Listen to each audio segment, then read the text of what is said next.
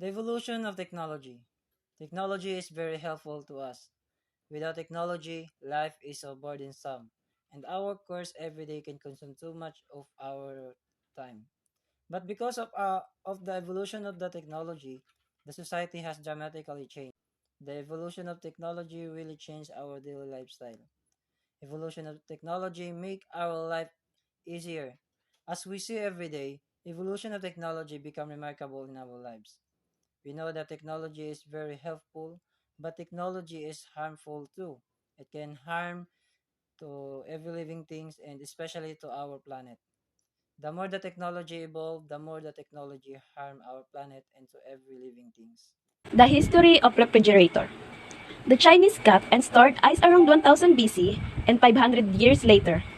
The Egyptian and Indians learned to leave earthenware pots out during cold night to make ice. Other civilizations such as the Greece and Roman stored snow in pits and covered them with various insulating materials. In various places in Europe during the 17th centuries, saltpeter dissolved in water was found to create cooling condition and was used to create ice. Oliver Evans, an American inventor, designed but that did not build a refrigeration machine that used vapor instead of a liquid in 1805. In the 18th centuries, Europeans collected ice in the winter salt it, wrapped it in a panel, and stored in the underground, where it kept for months.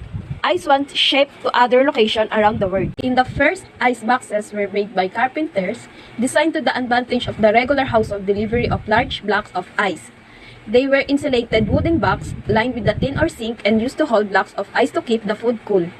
A drift fan collect the milled water and had to be emptied daily. However, there was a breaking tooth in the development of fancy refrigerator in the 1950s.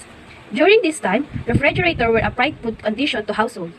The most popular decor and home design thread with matching colorful refrigerator to the cupboard and kitchen walls.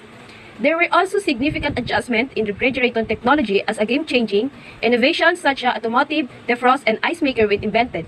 This decade represented the height of fridge design. As of today, typical refrigerators are very energy efficient. They can use just a third of the energy that model of 18 size would have consumed in 1970s.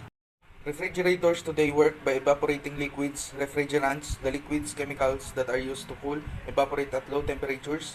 The first one is the liquids are pushed through the refrigerator through tubes and begin to vaporize. Number two, as the liquids evaporate, they carry heat away. And the last one is the third are returned to a compressor where they become liquid again. Today, time is tucked away in our pockets. Just an unlock button away, it drives our technology with atomic clocks being responsible for precise GPS location services and speedy internet search result.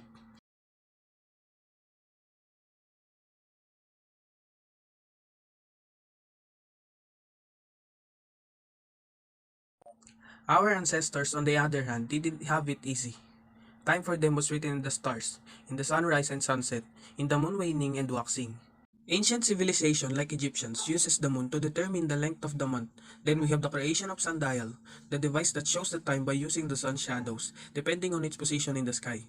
While Egyptians, Romans, and Greeks used a sundial to keep track on time, people in Asia were using candles and incense sticks, and the candle clocks works as follows. Each candle have marking on each sides indicating the passage of certain period of time. So as the candle burned, you could calculate how much time expired.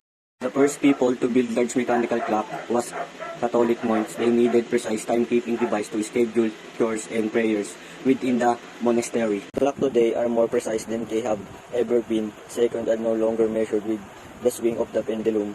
Timekeeping device nowadays not only help us determine our works, schedule our setup, our alarms, the integral part of the technology we see around us.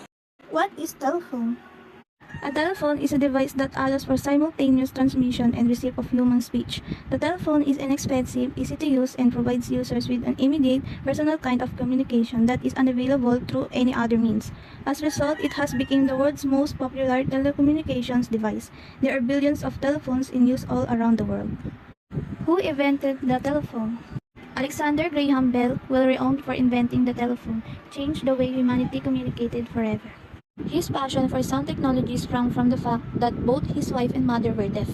While there is some debate about whether Bell was the original inventor of the telephone, he didn't exclusive rights for the invention and founded the Bell Telephone Company in the 1877. In the end, the brilliant scientist had more than 18 patents for his innovations and communication efforts. The evolution of telephone.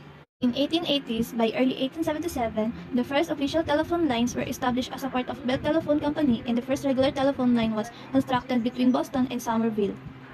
In 1990s, the first telephone exchanges were performed by switchboard throughout the late 1880s and turn of the century.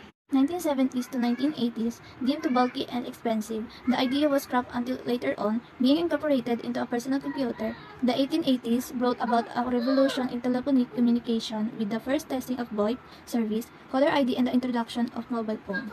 1990s, all thought the term smartphone not had been coined at the time of its release.